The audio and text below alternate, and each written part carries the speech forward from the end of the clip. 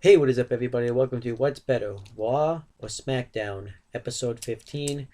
Um, and I'm actually looking forward to watching wrestling this week, um, just because of the fact that this is now the week before the Royal Rumble, so both Raw and SmackDown I expect to really knock it out of the park, which I can't wait for. Really looking forward to the Royal Rumble. I'm probably going to do a preview predictions video for it sometime this week. Um, SmackDown won last week. So obviously now it's really getting to the point where Raw needs to start delivering. They haven't really beaten SmackDown decisively. It's they've won 2 weeks ago, but it was just barely. I think SmackDown still ended up putting up a pretty solid performance. Um, so I'm gonna see if Raw can put on a better performance. Um, you never really know, Raw, I think they're gonna put a little bit more. Well, I don't even know. Like Raw and SmackDown have a chance to put on really good performances for the Rumble, so we're gonna have to wait and see. Um, but yeah, let me just dive right into the video. All right, so let me start by previewing Raw a little bit, and I actually have some good news. This week, I'm actually going to be watching Raw live this week. I haven't really been watching it live. I've been watching other things, not wrestling related, obviously, but I just this is the first time, I believe, in about a month or so, or at least a couple of months that I've watched Raw live. Sometimes I just don't really feel like watching Raw live to avoid commercials, but tonight I decided, you know what, I got my TV up now. I figured I just watch Raw live tonight. It actually starts in 7 minutes, and I just want to like preview Raw a little bit. But yeah, this week Raw is going to be taped all in one take, and I hope to have this show up on time. So let's see if I can do that. So let me preview Raw. The only thing they really have announced is that Goldberg is going to be returning to Raw. This is the first time we've seen him in about 3 weeks. Um, Looking forward to seeing what he's gonna do. Um, I would like him to kind of spear somebody tonight and kind of lay in some action. And we're gonna have to wait and see. That's kind of all they really advertised. But I'm actually kind of looking forward to Raw. Um, Even though Raw has been kind of brutal the past couple of months, I think that Raw does have a chance to deliver here just because it's the final Raw before the Royal Rumble. So I expect Raw to really knock it out of the park, to try to sell people to actually want to watch the Royal Rumble, which I hope that's what they're gonna do. So I want to see some really good stuff happen. I mean, I was looking at the Royal Rumble card earlier. Mainly, all the matches are matches from Raw. There's only really one match from SmackDown, so I expect I do expect SmackDown to build up the Rumble mat to like their Rumble pay per view, but I expect Raw to do it a little bit more just because they have more matches that pertain to Raw than SmackDown, which is kind of weird and unfair. Um, that's kind of really weird. So I really expect Raw to knock it out of the park with this show, but um, I could be wrong though, and they could end up shit in the bed. But I really think that Raw could knock it out of the park. I always like to give it that benefit of the doubt, and I actually think I'm actually giving that benefit of the doubt pretty huge, just because of the fact that it's the final Raw before the Royal Rumble, and Goldberg's going to be there, so I think that Raw could really deliver. But let's see if it does. All right, so Raw took place on January 9th, 2017. And we had Corey Graves, Michael Cole, and Byron Saxton on commentary for this show. And Raw starts off with a backstage segment with Stephanie McMahon and Mick Foley. And Mick Foley's all clean shaven now. He doesn't have his big hair anymore. Um, and obviously he has his beard, so it looks really weird seeing Mick Foley like that, actually. I know he's been like that before, but I used to seeing him with a long, puffed up hair, so it's really weird to see him like this. Um, and Stephanie McMahon is gonna give Mick Foley a job performance review as general manager of Monday Night Raw. Um, and she said she says to Mick Foley that you promised that you would provide us with The Undertaker. He said The Undertaker was going to return tonight. And Mick Foley says, trust me, I know The Undertaker better than anybody. I've taken the most beatings. And I know The Undertaker is here. Well, he doesn't say I know, but I feel like The Undertaker is here. So Stephanie McMahon's like, feel, that's not good enough for me. And then Seth Rollins walks in. And on Twitter earlier in the day, he had announced that he was going to be in the Royal Rumble match. He wrote on Twitter that last year he missed WrestleMania. So this year he's going to main event WrestleMania by winning the Royal Rumble match. So Seth Rollins is officially an entrant in the Royal Rumble match. And then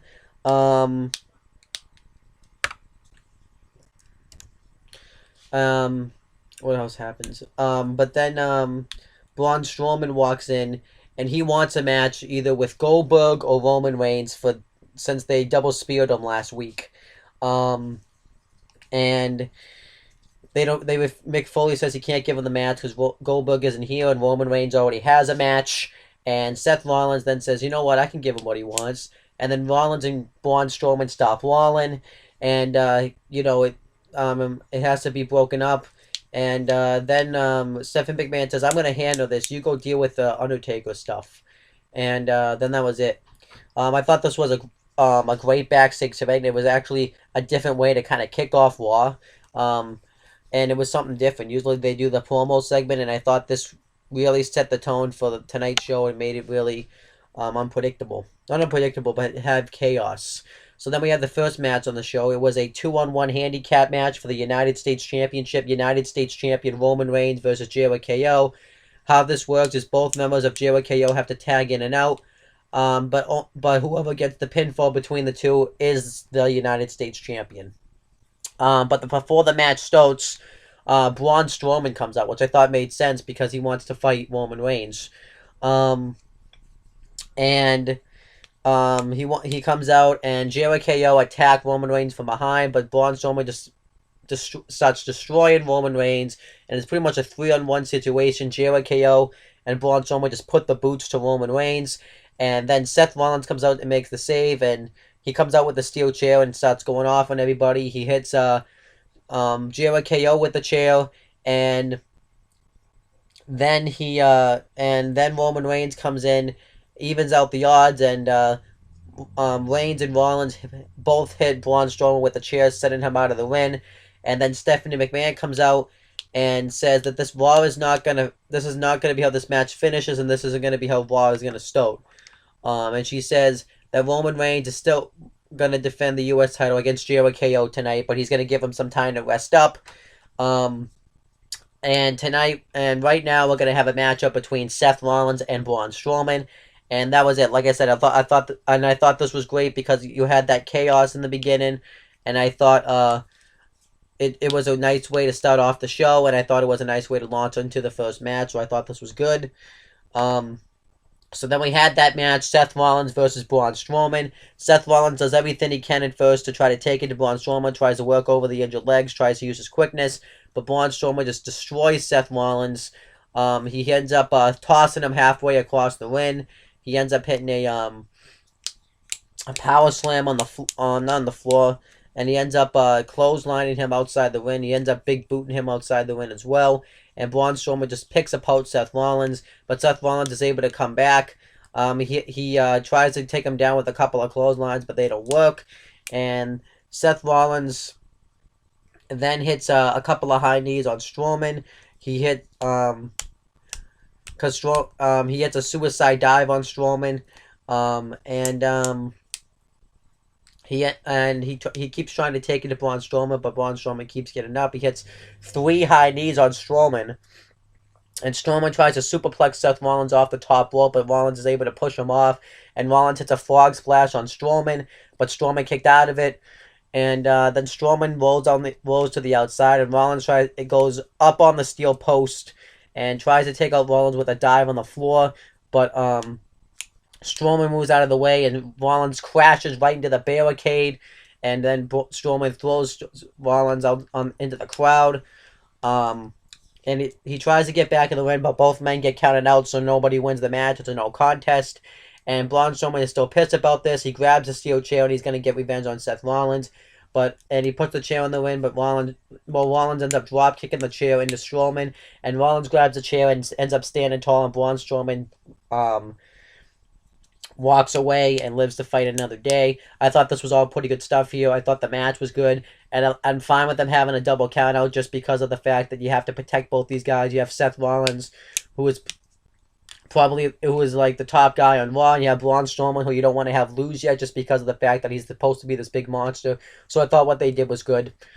Still, it doesn't really feel like Rollins has any programs right now. I kind of would like to see a short-term feud right now between Seth Rollins and Braun Strowman, just because, both guys aren't really doing nothing right now. But, I mean, you do have those guys in the Royal Rumble that are top guys that aren't really doing anything. Right now, it is the Royal Rumble time, so not a lot of people are going to have programs, so it's kind of how it is. But I kind of wish Rollins could be doing something. And then, next, Bayley and Sasha Banks were backstage, and they were talking about how great it was for Charlotte, for Bayley to become the number one contender to the Raw Women's Championship, and pretty much, Sasha and they're just kind of talking to each other. Sasha says that if you need that she has her back if Charlotte tries to pull any shenanigans, and she says, but if you win the title, she says that she wants to come after the title at WrestleMania 33, and then Charlotte comes up and says that it's funny that Sasha's trying to pretending to be Bayley's friend, and how she knows anything about beating Charlotte on pay-per-view for the title. And then Sasha says, how many times have I beaten you for that title? And she says, well, you never and then she says, but how many times have I won it back? And she says that she's going to keep her title. And then Nia Jax comes up, and Nia Jax is obviously pissed because Sasha had cost her an opportunity at the title last week, the week before. So Nia Jax kicks.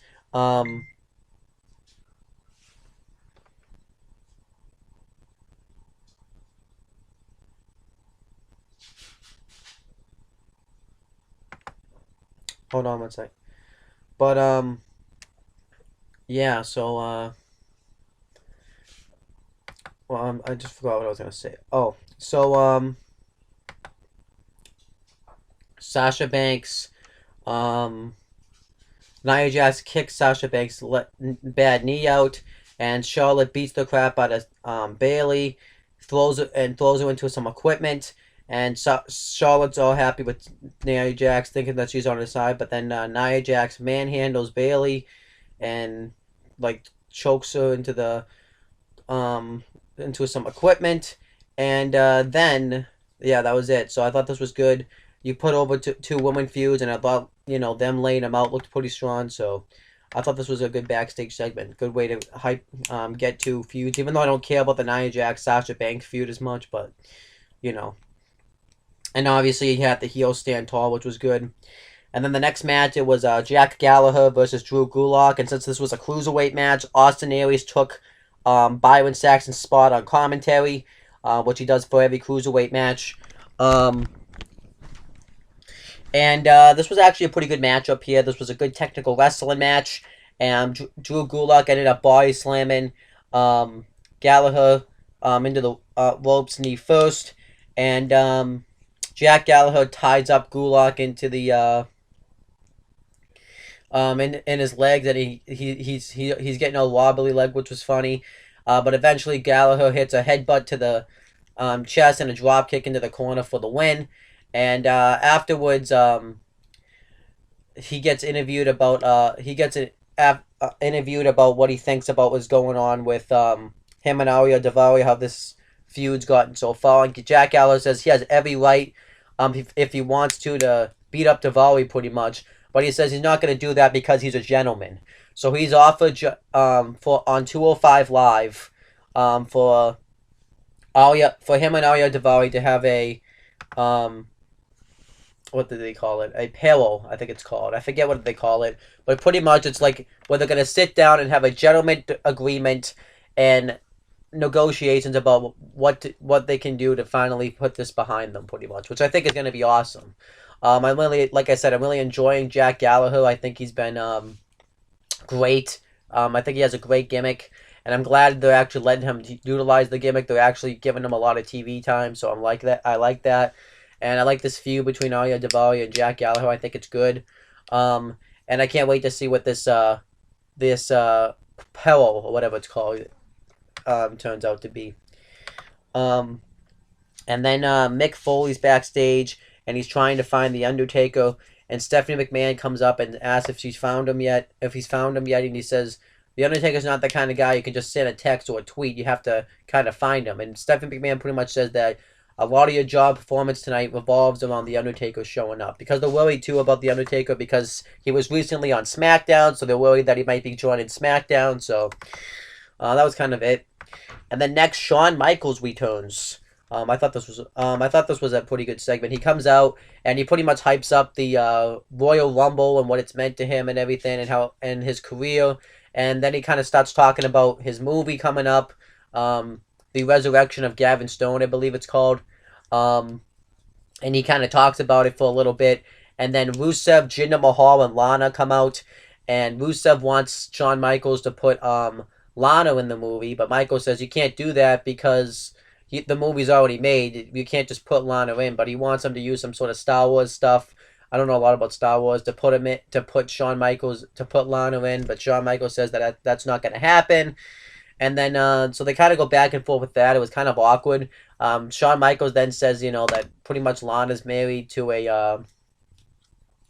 Rusev then says that Lana should have won the Golden Globe, because they had like a movie theater awards, and Shawn Michaels says don't ever use her in the name Golden Globe, and then she says that the bad thing is she has to wake up to you every morning or something like that. She's married to him, and Rusev says that he looks like George Clooney. So they were kind of doing some stuff. It was kind of awkward a little bit, but I thought it was okay. And then Enzo Amore and Big Cass come out, and then and they talk, and they do the whole stick. My name's Enzo Amore. I am a certified G, a bona fide stud. They do that. And Enzo Amore gets up out of his wheelchair and says that for once I am not the realest guy in the room. The realest guy in the room is right there, Shawn Michaels. And they make fun of Rusev and Lana, pretty much stating that the only movies they could get in are pretty much bad movies. Not bad movies, but movies that insult them. So they were saying stuff like Dumb and Dumber. And they did a joke where Big Cass had said a movie with the title Pianist in it, and it sounds like he was saying penis, but he means pianist, like piano player. I thought that was pretty funny. What else? And then afterwards, Rusev says that he could crush everybody in this ring. And Big Cass then challenges him, says that we have unfinished business, so why don't you wrestle me tonight? And Rusev accepts, but says that Jinder Mahal was going to be the one to wrestle Big Cass. And he says it's a 3-on-1 situation. And then Shawn Michaels says he doesn't have anything to do until January 20th, so he's just going to stay here. And if you're not down with that, we got 2 words for you. Suck it. So that was, I thought this segment was kind of awkward, but I thought it kind of worked. The stuff, so I thought it was so awkward that it was kind of one of those segments that worked. And then we had Big Cass with Enzo Amore and Shawn Michaels versus Jinder Mahal with Rusev and Lana. And this was pretty much just an average matchup. Rusev ended up taking a cheap shot on Big Cass, and Shawn Michaels pops up behind him and hits a sweet chin music on Rusev, and then Big Cass hits the Irish River Crossing and the Empire Elbow for the win. It was okay. Nothing special. It's cool to see Shawn Michaels out there, though, and hitting the sweet chin music. That's really what made this thing, was seeing Shawn Michaels out there. And then next it shows the makeover of Emma to Emmalina video package. Pretty much hyping up that she's going to come, but we don't know when she's coming. She could never show up, so. And next match was Neville versus Lince Dorado, and since this was a cruiserweight match, Austin Aries was back out on commentary. He had left for a while, and Saxton was back on commentary. And this was actually an okay match. I thought a pretty good matchup here. Neville pretty much squashed Lince Dorado, which was kind of sad, but I think you need to make Neville kind of do that to make him look strong. And he ends up hitting the Winds of Saturn, I believe he calls it. It was a submission move for the win, and he makes Lince Dorado tap out. I like that Neville doesn't do any flashy moves anymore. He's destructive. The really, like I said, he's the best part probably of the cruiserweight division. I think he's been great. And afterwards, he puts Lince Dorado back in it and beats then eventually Rich Swann makes his return. The first time we had seen him since Neville had destroyed him, and attacks Neville and sends him packing. I thought this was good. You needed to make Rich Swann kind of look strong because he had been laid out by Neville. You kind of needed him look a little bit credible, and it makes me look forward to seeing a future cruiserweight championship matchup between them. So I can't wait to see that. And then Stephanie McMahon was backstage. She was having an office reset up, and Sasha Banks and Bayley come in, and they both want Sasha and Bayley want to face Nia Jax and Charlotte Flair in a tag team match next week. And then Stephanie McMahon says she doesn't appreciate her coming into her office and interrupting her and talking in that tone of voice. But so they kind of bicker for a little bit, and eventually Stephanie McMahon gives them what they want, but it's not going to be next week. It's going to be tonight. So I thought I really didn't care for this backstage segment because it was kind of more of Stephanie McMahon getting herself over the woman. And obviously, when Stephanie McMahon's involved in a segment, she always makes sure she has to look good coming out of it. I just don't like that. But overall, I thought, other than that, it was okay, I guess. And then we had Luke Gallows versus Sheamus with Carl Anderson and Cesaro on commentary. I thought they did a pretty good job on commentary. And Sheamus dominates the first half of the matchup, but then Gallows clotheslines him on the floor, and he ends up hitting a wicked big boot on driving Sheamus to the outside. Sheamus ended up hitting a wicked heel kick on Luke Gallows, and Gallows dominates the matchup for a while, and then Sheamus starts to make his comeback. He hits the 10 beats of the Baboon, and then he tries to go for the blow kick, but Carl Anderson throws his drink in Cesaro's face and jumps over the announce table on Cesaro. And then eventually, and this distracts Sheamus long enough for Gallows to hit a flapjack on him, which I think Gallows should have won the matchup right there. But Sheamus kicked out of it, and then eventually Cesaro tries to hit the swing on Carl Anderson, but he ends up escaping, and this distracts Luke Gallows, and Sheamus hits a blow kick on Gallows for the win, so Sheamus goes over. I didn't really think... I think Gallows should have won this match just because really nobody got over. If both Gallows and Anderson had beaten Cesaro and Sheamus in respective one-on-one matchups, I think it would have really put the team in contention for the tag team titles, but it didn't work out that way, so it's whatever. And then next, Roman Reigns gets interviewed, and he gets asked if he's 100% because he's a little banged up after he was attacked by Jericho and Braun Strowman. And Roman Reigns says that it doesn't matter if he's 100% or not. He has an obligation to defend the United States Championship, and he's going to do just that. And he's going to end, and tonight's going to end the same way as every night does, laying out Jericho with spears and them holding their ribs. And that was it. I thought it was actually a solid promo by Roman Reigns. Nothing fantastic, but definitely a good promo, good babyface promo. So I thought that was good. And then next, we have Undertaker returns. Obviously, I have a question mark because we weren't sure whether or not it was going to happen. So Mick Foley tries to call out The Undertaker, talks about how he's been one of his greatest opponents. He has respect for The Undertaker, tries to call him out. And then the lights go out, and we think that The Undertaker is going to come out. But it ends up being Stephanie McMahon instead, which I thought was hilarious. And Stephanie McMahon says, obviously you failed to provide us with The Undertaker, so that means I'm going to give you your job performance live right now. So she kind of says, you've done some good things, but every time you do good things, you always take 2 steps back. So she kind of tells all the good stuff she's done since she's become GM and all the bad stuff he's done. And before she could finish her evaluation, The Undertaker's gong goes off. And then The Undertaker returns, which obviously I love since I'm a huge Undertaker mark. And he comes out and he says that he's back. And he says that he officially is announcing himself as an entrant into the Royal Rumble match, which is huge that he's going to be in the Rumble. This Rumble looks really star-studded. You have Goldberg in it, you have Brock Lesnar in it, you have The Undertaker in it, you know. You have... the New Day in it. You got who else do you have in it so far? You have Chris Jericho in it. So I think this Rumble looks fantastic right now. And I think this is going to be a great Rumble because of the stars that are in it right now. And The Undertaker then says that nobody can tell him where to go. He's gonna go wherever he wants, pretty much. He's gonna, because obviously since the Brandon section, only certain guys can only go to Raw and SmackDown. But he says he's going wherever he wants. If he wants to go to Raw, he's gonna go to Raw. If he wants to go to SmackDown, he's gonna go to SmackDown. And he also talks about how this is the first time he's been in this arena since he lost at WrestleMania to Brock Lesnar. Um, and he says that he is gonna pretty much, he says that he's dug 29 holes for 29 souls, and at WrestleMania, those 29 souls are gonna rest in peace. And I thought this was a fantastic. It was really awesome to see The Undertaker, and the fact that he's gonna be the Rumble makes the Rumble huge. It makes me really want to see him win the Rumble, and I think it'd be great if he did win the Rumble. Just because then you wouldn't know which champion he'd face, if it's the Universal Champion, whether it's Kevin Owens or Roman Reigns, or if it's going to be the WWE Champion, whether that's AJ Styles or John Cena. We don't know. So The Undertaker winning the Rumble, I would not be against it.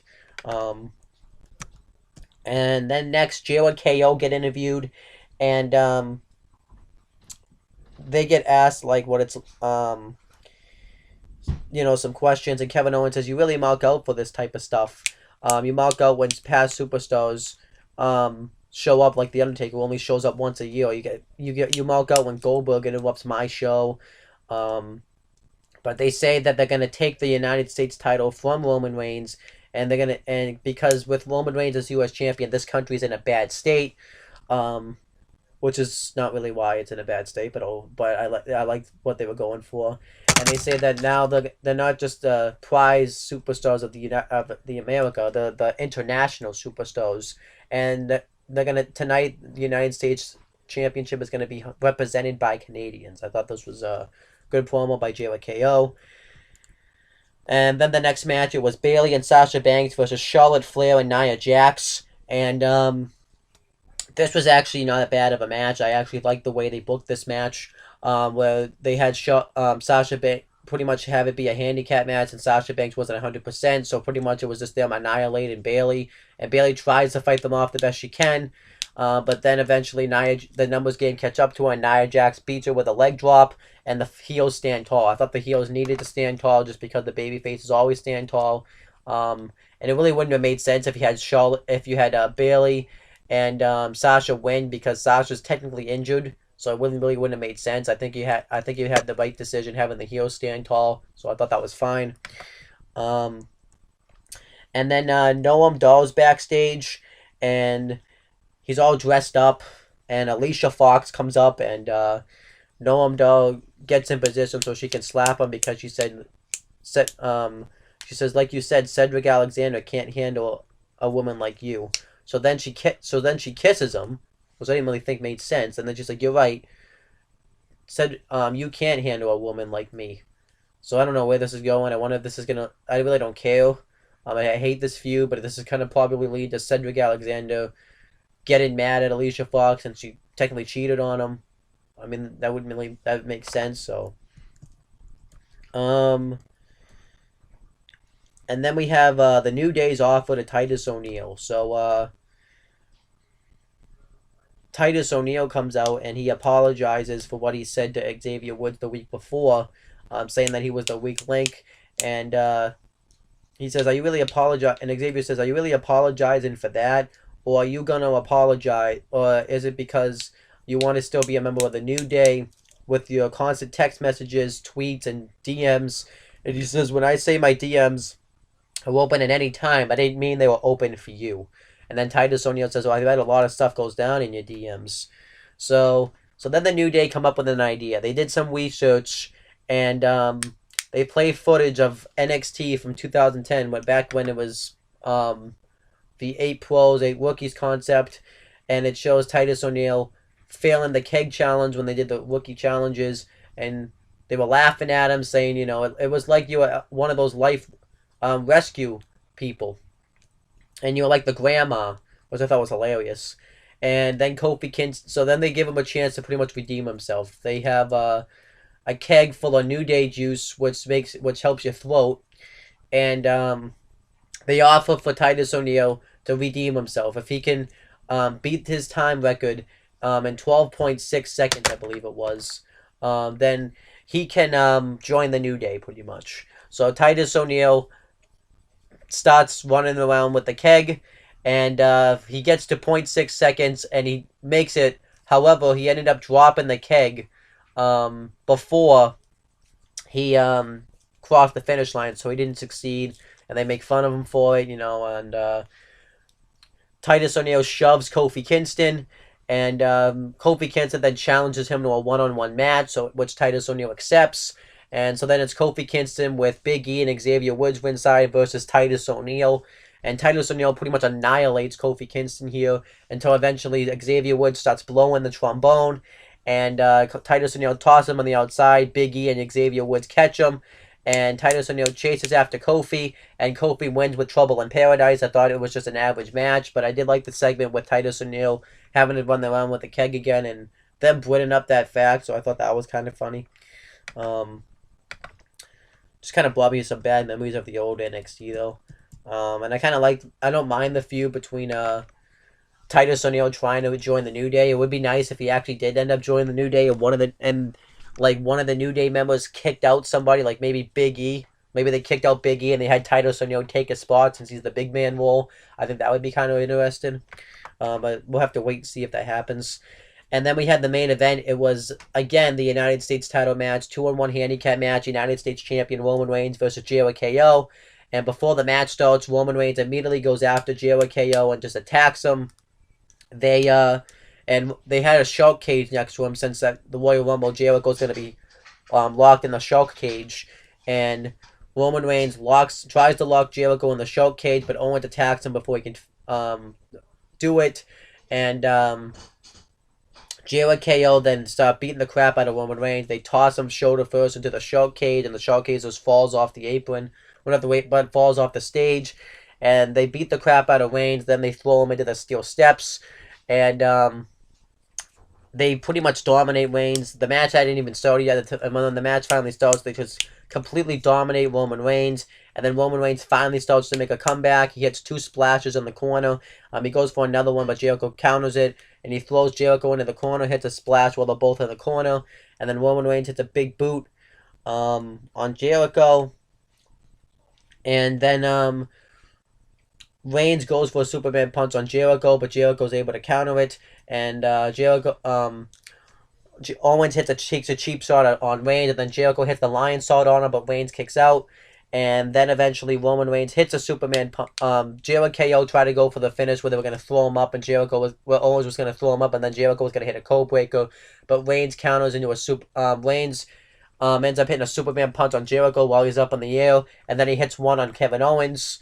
And then he goes for the spear on Chris Jericho, but Owens pulls him out of the he actually does hit the spear on Chris Jericho, but Owens pulls him out of the ring before he can make the cover. They start fighting on the outside. Owens goes for the powerbomb into the apron, but Reigns counters into a back body drop. He hits a drop kick on he hits the apron drop kick on Owens, and then Jericho tries to go for the springboard drop kick, but Reigns hit a Superman punch, and Jericho somehow got busted open like before this, and I just noticed it, and I actually didn't see how he got busted open, which I'm kind of pissed about. And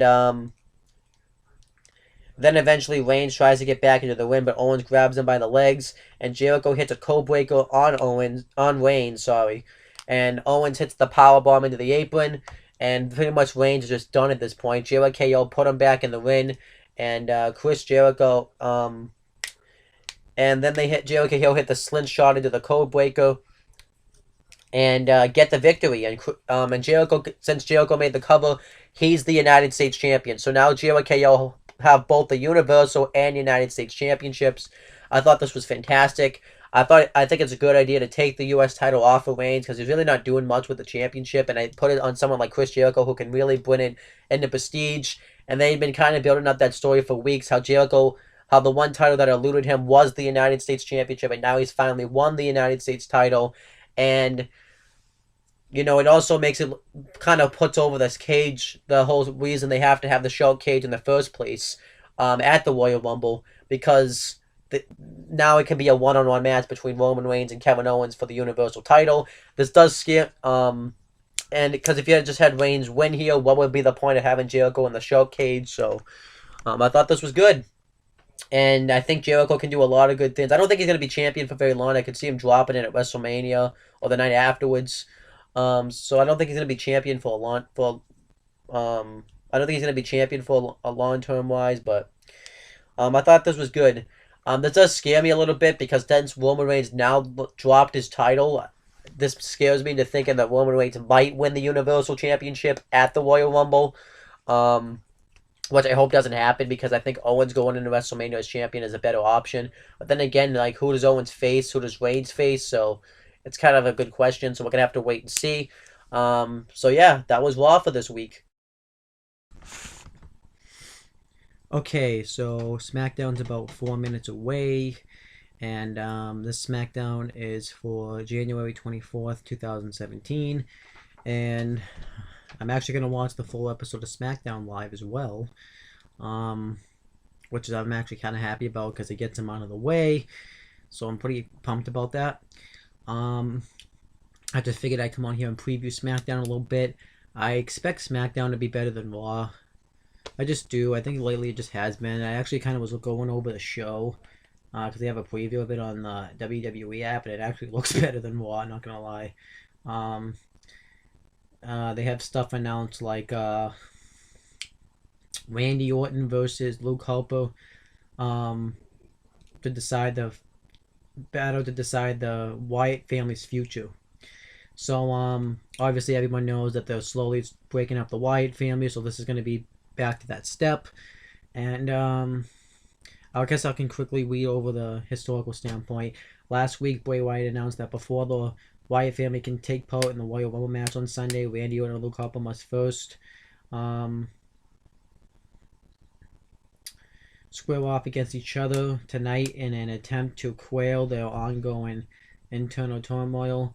The new face of fear has made no bones about the fact that a family divided is no family at all, but will a match between Harper and Orton fix the problems or finish off the dreaded faction for good? I guess that's kind of what it means. I don't have time. I guess I do.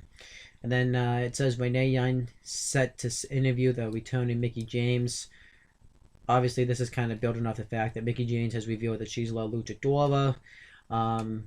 And I guess Renee Young's gonna sit down and interview and get some answers. I can't wait to see that. It says WWE Champion AJ Styles will call out John Cena en route to the Royal Rumble, and it says this Sunday AJ Styles will attempt to defend his WWE Championship against John Cena. However, that highly anticipated rematch, WWE.com has learned that the champ has won. That one of the camp is planning on calling out the Cena Nation leader to the ring tonight on SmackDown Live. And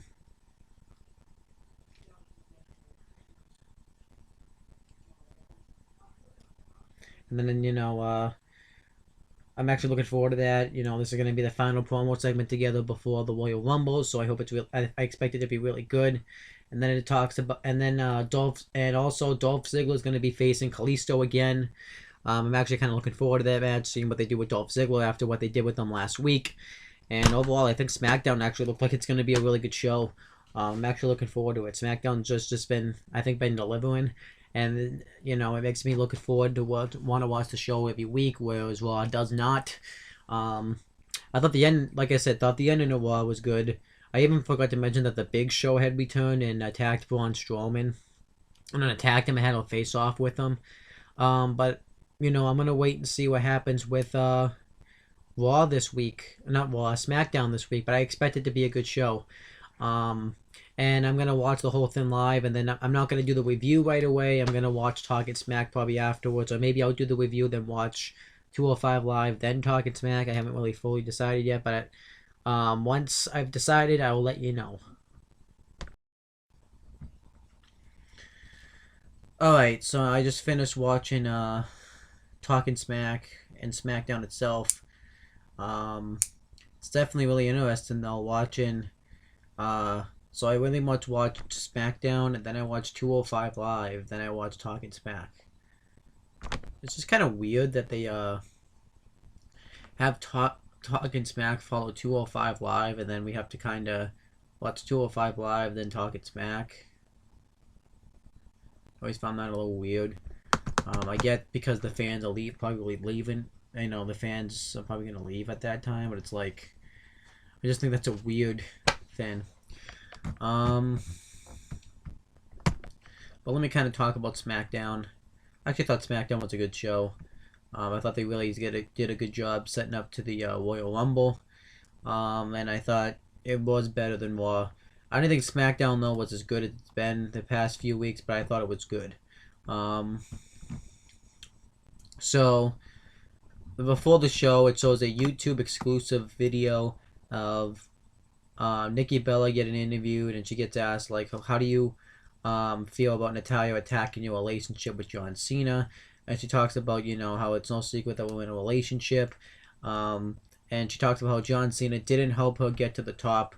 It may seem that way because I'm next to him on the on all the posters and you know, on the tour buses and everything, but that's just faith. No, not the fate. And then Natalya comes up and says, "Hey Nikki, then why aren't I next to those posters or anything like that?" And she attacks Nikki Bella and beats the crap out of her. I actually thought this was pretty good. I'm actually enjoying this Nikki Bella Natalya feud. I'm not like intensely enjoying it, like I want to see what happens every week, but I don't mind seeing it on. So, but yeah, I've been enjoying it. You know, I think it's been pretty good. And I thought this was something cool. You know, using your technology to your access. So I thought that was good. I didn't even watch it like when it happened. I was kind of doing commercials, scrolling on YouTube and stuff, and just found it. So, yeah. And then we had the real show itself. We had Tom Phillips, JBL, Mauro Ranallo, and David Otunga on commentary. And then Daniel Bryan was backstage, and he's eating an apple.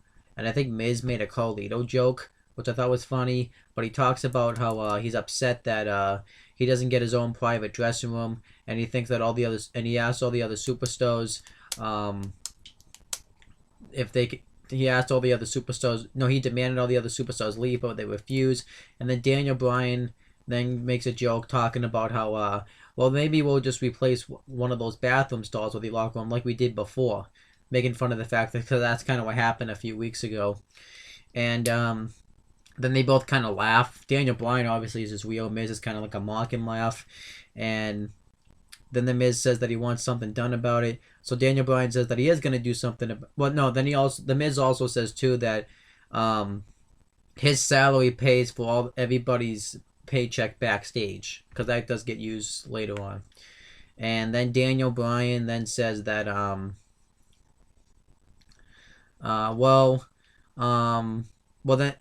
the Miz says he wants something done with it. Then Daniel Bryan says, well, I will do something about it. I'm going to give you your rematch clause against Dean Ambrose for the Intercontinental Championship tonight.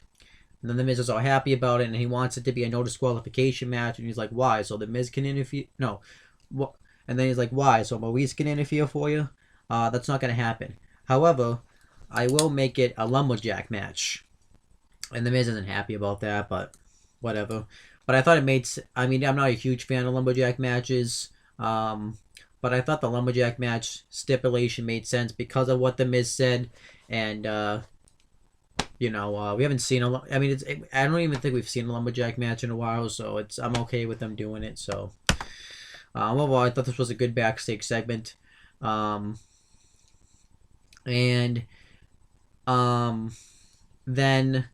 when the first match on the show was Randy Orton versus Luke Harper, and Bray Wyatt was ringside doing this match, but he really wasn't in anybody's corner. He was just kind of there.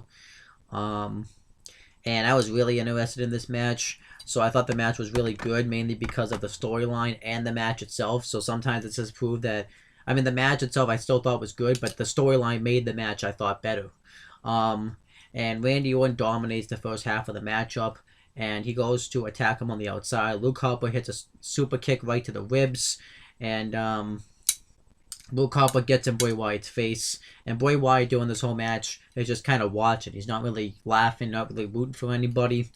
And then Randy Orton uses the distraction though to hit a hangman's DDT on Luke Harper.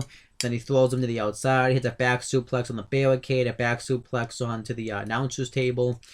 And then eventually Luke Harper lays out with a big boot. They're both laid out on the floor. And they're both about to be counted out, but Bray Wyatt puts them both back in the ring.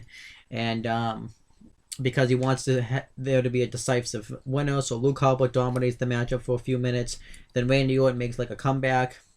And Luke Harper had gone for a discus clothesline, and Randy Orton was going to go for the RKO, but Harper ended up ducking out of the way and hitting a roll-up on him. But it all happened like really fast, and it was like really cool. I had never seen something like that before. But Orton ended up kicking out of it, and then eventually Luke Harper ended up hitting a wicked kick, big boot again to the face. Went for the discus clothesline, but wanted to count into the RKO. Covers him and gets the victory. Afterwards, Bray Wyatt was pretty happy about it, and he gets in the ring, and Harper's defeated, and he lifts up Luke Harper, and he kind of helps him up. He gives him a hug, and then afterwards he lays him out with his sister Abigail, and then Randy Orton and Bray Wyatt leave together. So I think what happened here is pretty much Luke Harper's been kicked out of the Wyatt family, is what I'm getting at. And they're going to turn Luke Harper face from this. And either at Elimination Chamber, it will be Bray Wyatt versus Luke Harper. And Bray Wyatt will win. Or what's going to happen is I could see them doing something at the Rumble, since Luke Harper is still announced to be in the Rumble. And I could see Randy Orton finally turning on him. But I feel like he wants to get Luke Harper completely out of the picture. So maybe, like, it's kind of tough to tell because the Rumble's coming up. If I was them, I would take Luke Harper out of the Rumble, not have him show up for a while, not have him show up for WrestleMania, and you have Orton versus Wyatt just be in the Rumble, and you have Orton and Wyatt look really dominant, but then you have Orton RKO Wyatt, eliminate him, and reveal that it was all a trap, like it was when Daniel Bryan had joined the Wyatt family. And he said that he did it because I wanted you to get off of myself, because I realized I wasn't going to be able to beat you with these mind games. I had to play myself. And then when Luke Harper came back, I realized I had to make a move, so I had to get Luke Harper out so that way it could just be a one-on-one. And then Randy Orton could kind of play mind games with Bray Wyatt for a few weeks. Maybe there could be a part where Randy Orton can sit down and do like an interview and explain his plan, and we can kind of and they can show us his plan as in the past as it's happening, and then we can kind of be like, oh yeah, because now we'll be because right now we're kind of on the outside looking in. We'll kind of fully know the story. Because I actually like it when they do that stuff. And then at WrestleMania, Randy Orton can defeat Bray Wyatt, or Bray Wyatt can defeat Randy Orton. But then it makes sense for Orton to beat Wyatt because of the storyline that I'm setting up. And then you can have Bray Wyatt all upset that he lost to Randy Orton. And then Luke Harper can come back to Smackdown after WrestleMania and beat the crap out of Wyatt and kind of say, that he told him so and stuff. So, and he turned his back on him. So I like to see that happen. But I don't think it's going to happen. And I don't think it's really too well written out the way I booked it. I mean, I'm fine with the way I booked it, but it's a little complicated. And like I said, you have the complication of Luke Harper being in the Rumble. But I could see something maybe where Luke Harper has an altercation with Bray Wyatt, but he doesn't put his hands on him. I kind of like to see them do something where Luke Harper struggles to fight Bray Wyatt because he's, he helped, because Bray Wyatt's been like his teacher, his leader and everything. So we'll have to wait and see. And then Renee Young interviews Mickie James, and she asks why she cost Becky Lynch the SmackDown Women's Championship, and then she says that she's a 5-time Women's Champion and a former Divas Champion. Renee Young's like, that didn't really exactly answer my question. And she's like, well, it did. I just mentioned all my accolades. And she talks about how everybody's talking about this women's revolution, but yet they forget my accomplishments. And they think that I'm the one that's actually done. And she talks about how she doesn't feel like that she got any credit for paving the way for these women, and she thinks it's disrespectful that Becky Lynch and all these other women like Charlotte and Sasha Banks think that they're making history when they're really just making a mockery of the division. Well, I don't want to say that she said that, but she said when really that there really is no women's revolution. It's all just a marketing tool. Um, and I thought it was really good. And then she asked like what if she's aligned with Alexa Bliss, and she said that she actually likes Alexa Bliss, and she says that the reason why she's aligned with Alexa Bliss is because she actually cared to remember Mickie James. She remembered all her WrestleMania matches, all of her championship wins, and she actually likes Alexa Bliss. But she explains it more on the Smackdown on Talking Smack, which I'll get to when I get there. And then Becky Lynch comes out, beats the crap out of Mickie James, and Mickie James takes off to the crowd. And Becky Lynch goes to chase after her, but Alexa Bliss attacks her from the crowd, and it was all a trap. So Bliss and Mickie James beat the crap out of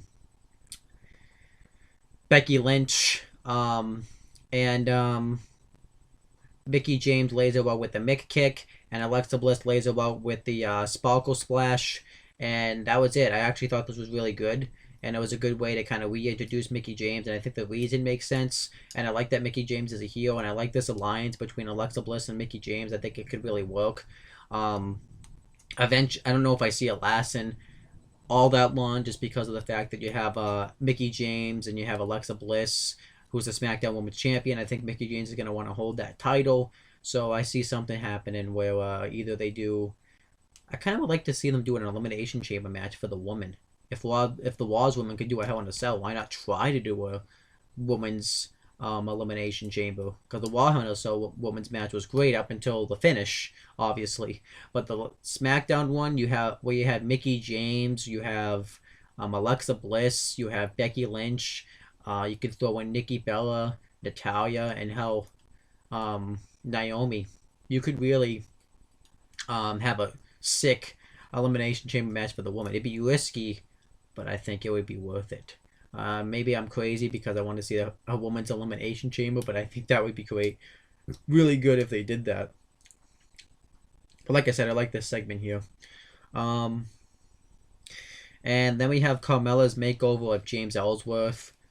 This was bad, mainly because I hate James Ellsworth, but this segment I thought was just bad. The show kind of dragged on a little bit, got a little boring right here. So she takes him to this fancy clothes store, and she's going to pick his outfits, but he wants to do it himself. And he's like, do you have any PJ jeans? And he talks to the guy that's working at the store, and he puts them on, and they do this whole montage of him trying on a bunch of different outfits. One where he's the Godfather, and she's like, climb aboard and Kamala's like, the no train. I did think that was a funny line though. And then one where he's Elvis, so he's pretending to be Elvis, and he says he calls himself Ellsworth or whatever, or Ellsworth. And then others where he's just wearing different outfits. And then eventually, Carmella's just like, okay, I'm going to pick your outfits for you. So she has, what was his name? It's from, I know the name too. Because I forget the name of him. But he grabs the, she picks out the clothes, and it's just pretty much him as Carmella, and she likes it. So obviously I think she just wants James Ellsworth, so that way she can kind of, I don't even know, but whatever. I didn't care for this. So then we had a Battle Royal where the winner gets a spot in the Royal Rumble match, and Baron Corbin was doing guest commentary for this match, and the competitors were the Vaudevillains, both members, and this was an every man for himself, but Beauty and the Man Beast, Kurt Hawkins, Mojo Rawley, Victor, both members of the Ascension, and that's it. And this wasn't anything special, but I did like the fact that they did this because it does help you up to see the Wumble, and the win matters. They actually are having a qualifying match for the Wumble, so I think that's cool. That's good too. But I really didn't care for this match; it was pretty boring. But one spot I did kind of pop for is Rhino immediately tries to eliminate Heath Slater, which I thought was kind of a nice spot in the match. And I don't even know if they're teasing a breakup between Beauty and the Man Beast because they were kind of doing it about a month back, but I think they kind of stopped because they lost interest. But now it seems like they're at it again. I would like to see them kind of do something with Rhino and Heath Slater feud. And Heath Slater and Rhino puts over Heath Slater huge, and he gets like a shock and upset. But we'll have to wait and see if that happens. But then afterwards, the Vaudevillains tries to charge at him, but the Beauty and the Man Beast eliminate him, and then Mojo Rawley sets up Kurt Hawkins on the ropes, and he ends up kicking him in the stomach and just eliminated him. But Mojo Rawley eliminated Kurt Hawkins. Victor gets eliminated by Heath Slater, and then afterwards Victor grabs his leg and Connor ends up eliminating him. Yeah. And then Victor and Rhino are trying to eliminate each other. And I believe Fandango was standing in the middle of that. And Mojo Rawley then comes in and just eliminates Victor and Rhino while they're on the apron. And so then it's down to the final three. Both members of Breezango and Mojo Rawley. So Breezango double team Mojo Rawley, but he ends up fighting back, and he's on the apron. And Tyler Breeze tries to hit the supermodel kick on Mojo Rawley while he's on the apron, but Mojo Rawley pulls Fandango in the way, and Breeze accidentally nails Fandango and eliminates him. So then it's down to the final two. Tyler Breeze and Mojo Rawley, and I forget actually how, but Mojo Rawley ended up eliminating Tyler Breeze, and he celebrates, and that was kind of it. I figured Mojo Rawley would win because he was the only one. I mean, they really weren't doing anything with any of these guys, but he was the only one that kind of. I just had a feeling. I would have preferred Rhino just because he's a legend. Whenever like an ECW legend and everything. If you ask me, but Mojo Rawley's kind of the guy that they've been kind of building a little bit of a story with. Well, he's on his own now. He wants to make his own path. But they really haven't been doing a lot with him either. But it just seemed... I just kind of figured he would win. I really don't have a reason why I figured it. But I just had a feeling he was going to win. And then this segment, I have a lot to say about. It's the AJ Styles calls out John Cena segment. So...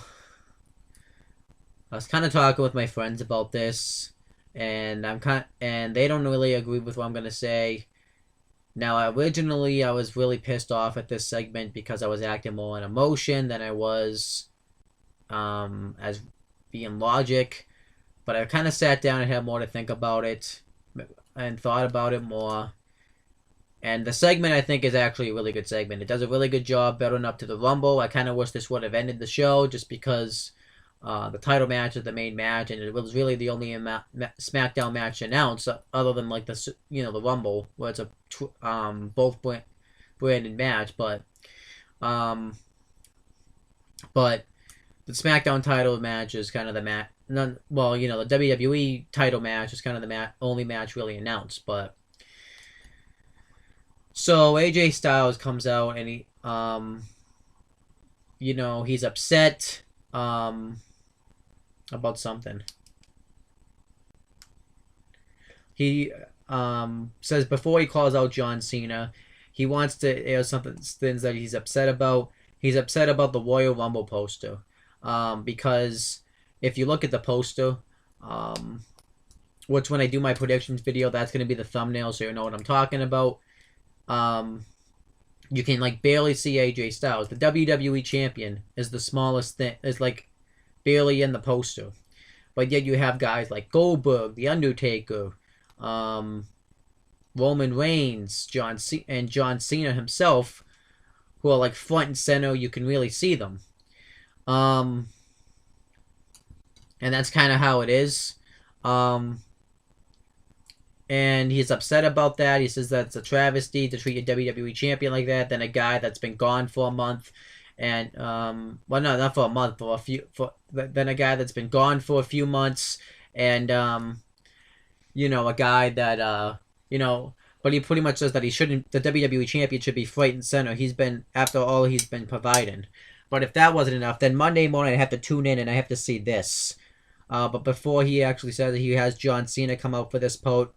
But I actually like that he did bring up the Royal Rumble thing because I'm subscribed to OTR Essential. I don't want everybody knows who he is, and he actually pointed this out, and I'm like I actually noticed this, and then I actually looked at the Rumble picture itself, and AJ Styles is really tiny, which kind of sucks I think because he's the WWE champion and he's barely even seen on the poster.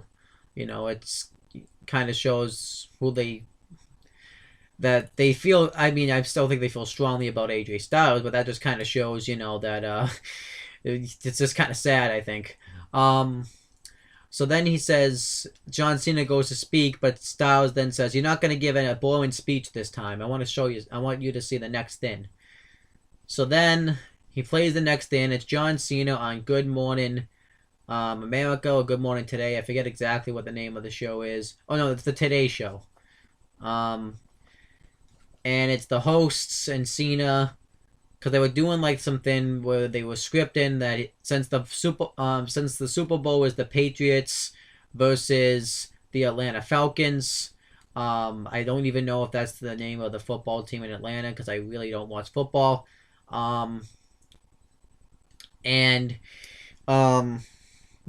have New England versus Atlanta. So I think what they were trying to go for was, since John Cena's from Boston and AJ Styles is technically from Georgia and Atlanta's in Georgia, they were trying to go for the thing where I think they were making a joke because they were even having Cena said, "I'm facing this guy from Atlanta, this guy," and they keep saying this guy and they're laughing about it. And at first when I saw it, I was really mad. I was really pissed off. I'll even read you, because I have a discussion with my friends about it. I'll even read you exactly what I said, because I was really, really pissed off about this. Still kind of am annoyed about it. I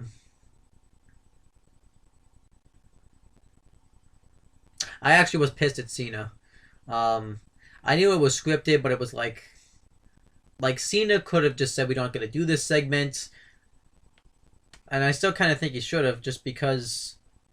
But I'm gonna write, I said I get it was probably a Super Bowl joke and it was supposed to be funny, but I thought that Cena and those people buried Styles, so then maybe I'm taking it I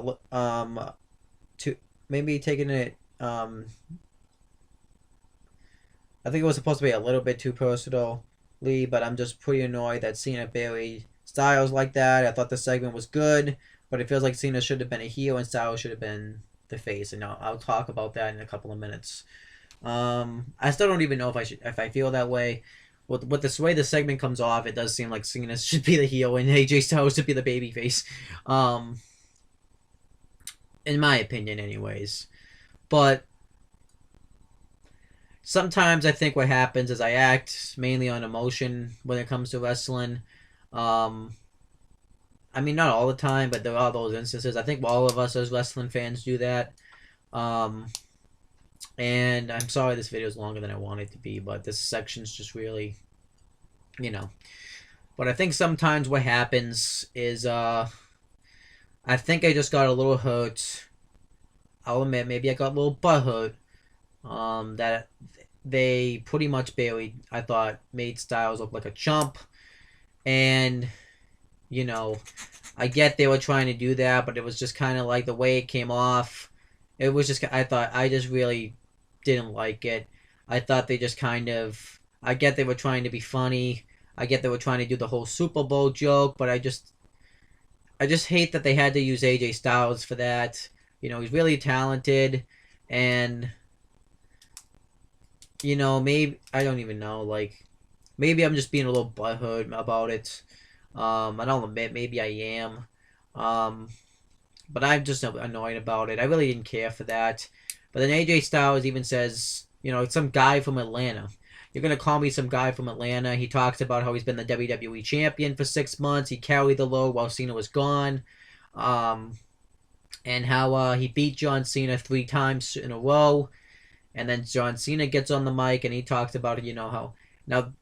Granted, I really wasn't paying attention to the segment because of how pissed off I was, and I was kind of texting on my phone, not because I was pissed, but because I was getting into a little bit of a wrestling debate. I hope it wasn't. I mean, it was a little bit of an argument, but a debate at the same time. And Cena then says, but pretty much he says that he's been the face of the WWE for 10 years, or maybe longer than that. And how AJ Styles got lucky and had a good 6 months, but the only reason that he's been able to hold on to that championship is because he's let him, and how he's just like everybody else that faced John Cena. They want to be him, and he says that he's gonna be at the Royal Rumble. He's gonna prove that the champ is here, and then he leaves, and Styles doesn't say anything. He's speechless. I personally think that this is definitely Cena. That Cena came off as the heel here, and Styles came off as the face. That's really just what I think. Just because you have Cena kind of talking down AJ Styles, and you have AJ Styles who's actually saying the things that he's actually right about. That John Cena is making a joke out of him about how good he is. So it's kind of like the whole Triple H Daniel Bryan storyline in a way, but reversed. And I still kind of think it comes off with Cena as the heel, with Styles as the face, because Styles is actually the one trying to stick up for himself, saying that he's not a joke, and Cena's said that he was a joke, and then he's kind of, saying that he's accomplished all this, but Cena says it means not. Pretty much tells him that it doesn't mean anything. I personally think it kind of comes off that way, and I personally think this. I really, like I said, I thought the segment was really good. I'm not gonna trash the segment, but I personally think, the way they're kind of going about this feud is a little bit wrong. They kind of, I think what they should have done is they should have AJ Styles be because it makes it feel like that Styles is the one with something to prove, in a sense. But not really, like, in the start they were making it where it seemed like Cena had something to prove, but now that this week they're trying to make it seem like, well, Styles has something to prove. Like AJ Styles is really frustrated this week, is worried he's not going to beat John Cena. But why is it that way?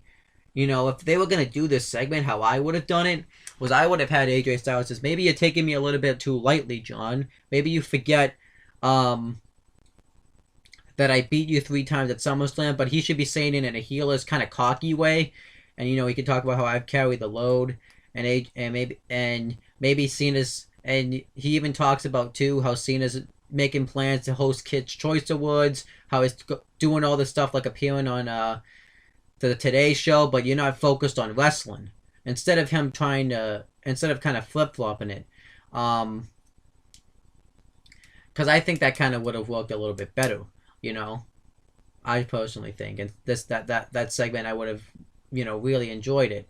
I still probably would have been pissed about what Cena said, but then AJ Styles would have been able to recover himself by saying that. Then I would be like, okay, yeah, maybe they're making it look like Cena's taking him a little lightly.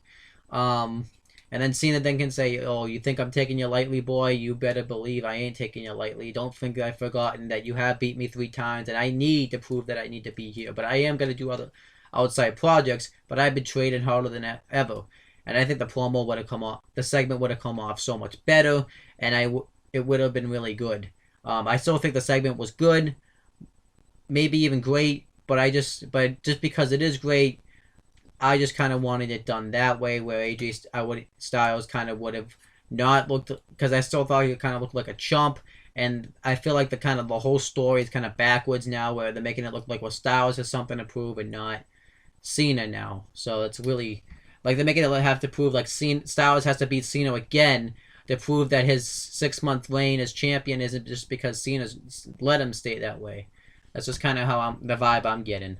I know I talked about that segment for a while, but it was something I was kind of thinking about. So, and I just kind of was thinking about it as I was watching Talking Smack. So, but it's still, I thought this was a great segment. Just kind of would have done it differently. So then the next match, it was Kalisto versus Dolph Ziggler. It was kind of a squash, but I was fine with that. Dolph Ziggler wins with a super kick when Kalisto tries to go off the top rope. I was completely fine with that just because of the fact that you have Dolph Ziggler that finally needs to get a win, and now he has this aggressive attitude. And I think they were kind of, SmackDown's only a 2-hour show, so they probably were kind of running into a time restraint. So, and then afterwards he's going to attack him with a chair, but then JBL gets up from commentary, and I actually thought there was going to be a fight going down between him and JBL. But before JBL can really get involved, Apollo Crews comes out and attacks Dolph Ziggler, throws him into the steel post, and goes to hit him with the chair, but Dolph Ziggler ducks and runs away, and that was it. Overall, I thought this was a good segment. Dolph Ziggler looked strong, and you had Apollo Crews kind of get revenge on him, and I think at Elimination Chamber or in the future, in like a Smackdown or something, we're going to get Dolph Ziggler versus Apollo Crews, which I'd be down for that. Then we were supposed to get Naomi versus Natalya, but the match never happens. Natalya's music hits, and then it cuts to backstage where Nikki Bella is attacking Natalya, beating the crap out of her, and referees have to hold her back. I thought this was good just because of the fact that you have this feud kind of escalating into a really personal feud, and I think at Elimination Chamber it's going to finally come to an end, or if they don't do the Chamber Women's match I want them to do, it's going to probably come to an end at maybe like WrestleMania or something. So then Naomi then says, no, I came out here to fight, so I want someone to come out here and try to prove themselves. So I was thinking like some monster or something, someone was just going to come out and destroy Naomi, but instead Alexa Bliss comes out, and she says that I'm not out here to accept your challenge, how are you out here all of a sudden talking all tough when you haven't been seen on TV for 3 months? And Naomi challenges her to put the title up on the line right now, and Alexa Bliss chooses not to, and she says that I'm not going to do that, but tell Obscurity that I said hi, which I thought was a good line. And then that was it. I think I like this because it seems like maybe they're going to set up a new feud between Naomi and Alexa Bliss for the SmackDown Women's title, which I wouldn't mind seeing that feud. And I think they did this because after this match they announced a 6-woman tag team match between Natalya, Becky Lynch, I botched. It's between Becky Lynch, Nikki Bella, and Naomi versus Natalya, Mickie James, who's going to have a first match back on a WWE pay-per-view and on the main roster since 2010, for about 7 years now. And Alexa Bliss. So I think they wanted to get another face in there, but Naomi being in there I'm fine with. So overall I thought this was a good segment, sets up a new feud. Then Dean Ambrose gets interviewed, and he talks about how he is just going to go out there and win it with a lumberjack match, kind of. I kind of forget what he talks about, but that's about the gist of it, how he's going to beat Miz, break his nose, and retain his title. And then the next match, it was a lumberjack match for the Intercontinental Championship. This was actually the main event. Intercontinental Champion Dean Ambrose versus The Miz with Maurice ringside, and they definitely used the lumberjack stip. Miz throws Ambrose out to like the heel side of the lumberjacks, but Ambrose gets back in. Ambrose lays him out kind of and gets back in before they can do too much damage to him. And Miz attacks him, and he tells the lumberjacks, that's how it's done.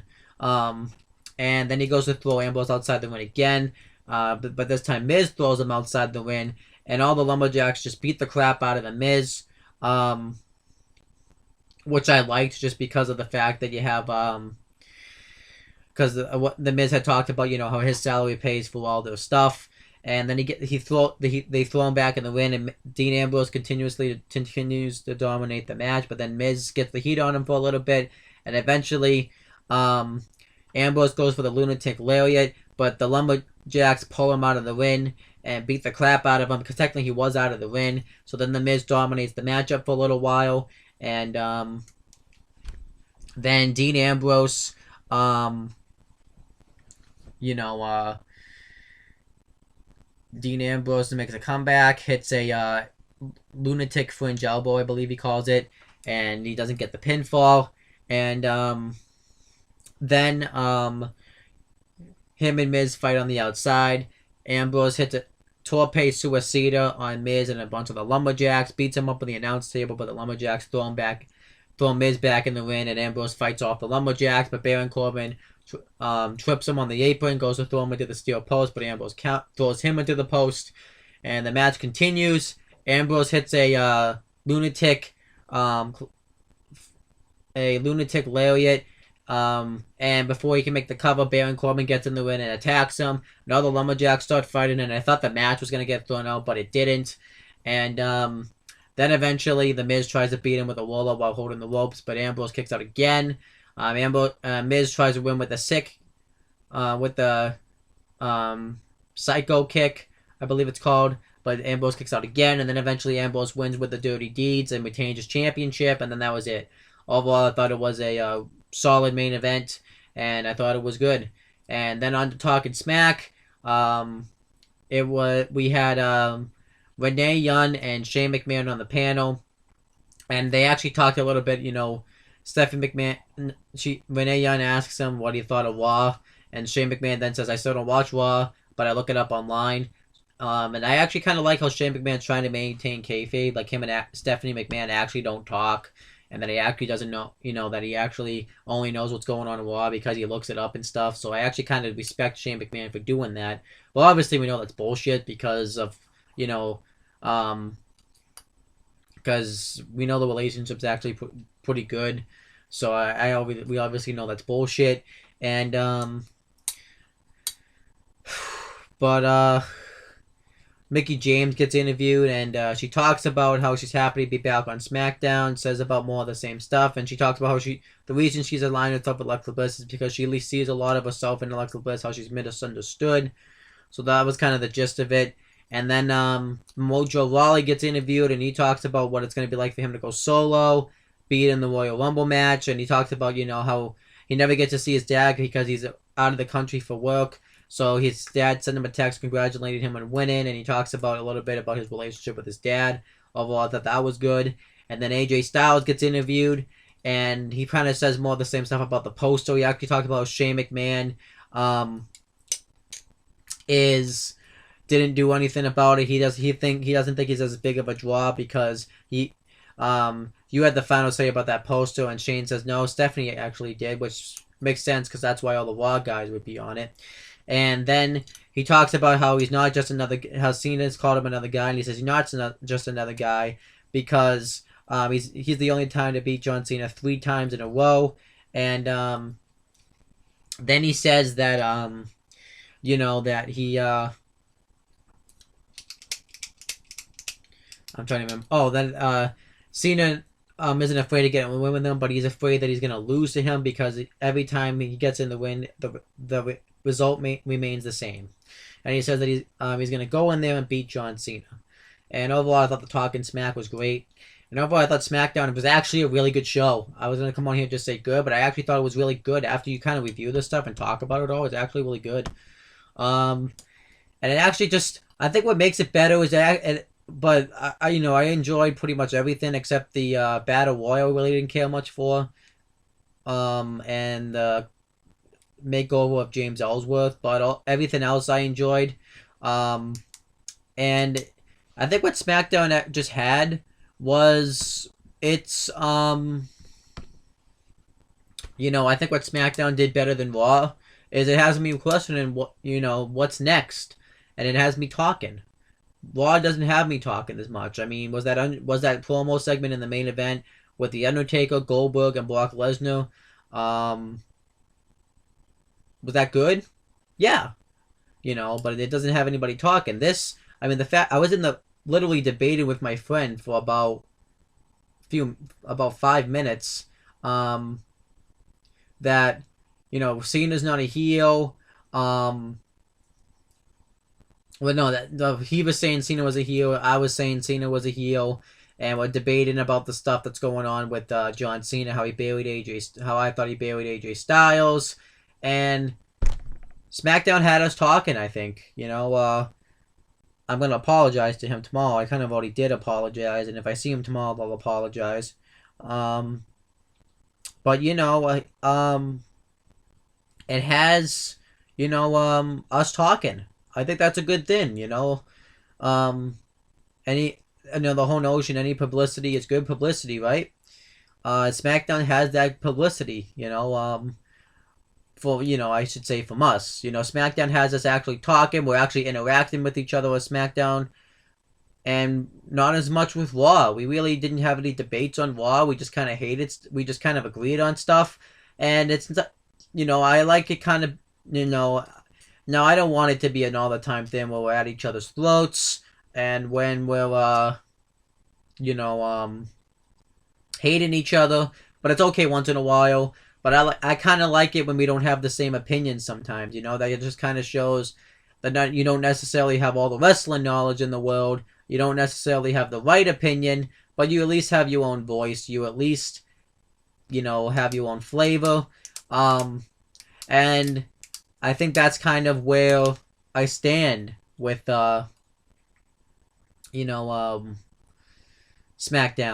I thought SmackDown had us talking. I thought SmackDown had us actually kind of pulling our hearts out about it. We're actually interested in it. Well, I should say by we, I mean me and my friend, but I mean me. I'm actually interested in SmackDown. I look forward to watching it every week. I was really looking forward to the show actually when I had read the preview for it. I think SmackDown is actually doing some really good things right now. I don't know how long it's gonna last, but we're gonna have to wait and see. I think it's if I had to say what was better, I thought SmackDown was better. I gave Raw a 6 out of 10. I'm giving SmackDown a 9 out of 10. I thought SmackDown was really good. They nearly had a perfect show. They just kind of had a couple of tweaks you would have to make, and then it'd be perfect. But I thought SmackDown was really good.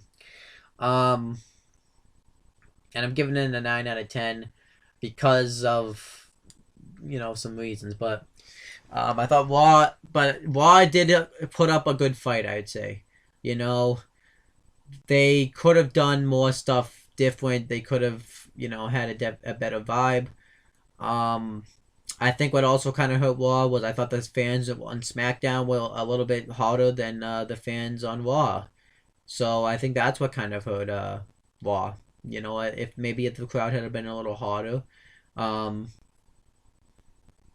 maybe then I would have enjoyed Raw more this week. Probably not, but maybe Raw would have gotten a little bit of a higher rating because that's kind of what I found was the problem with Raw this week too. But anyhow, I'm gonna end off this episode. I'm so sorry that I kept this episode going longer than it needed to. But anyhow, SmackDown I thought was better this week. So Raw just is struggling to beat SmackDown now. I think once we get into Mania season, I think we're already in the Royal Rumble season. I think maybe Raw will finally start to put up a little bit of a better fight, and people will be invested in it.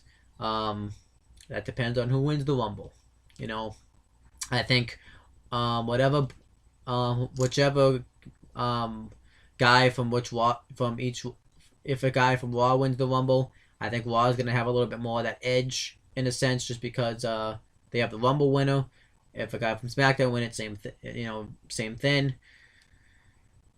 I think once the Mania matches get set up and we really start to get some build up, we'll, kind of be in touch. We're kind of, I think, gonna be in a battle. So I'm kind of looking forward to doing these episodes a little bit more now, because now we're gonna be doing them going into WrestleMania season. So we could get some really good Raws, some really good SmackDowns, or we can get some really shitty Raws, really good SmackDowns, or we can get some really shitty SmackDowns, really good Raws. There's both a chance that they're both going to be really good. There's a both chance that they're both going to suck. I'm kind of looking forward to seeing where the show goes after the Royal Rumble, because then next week when I do this episode again. We're gonna find out where it goes. But that's pretty much it, guys. Make sure to subscribe to my channel down below, as well as my other channels, Wrestling 1444 and On the Talkinator. And I'll talk to you guys later.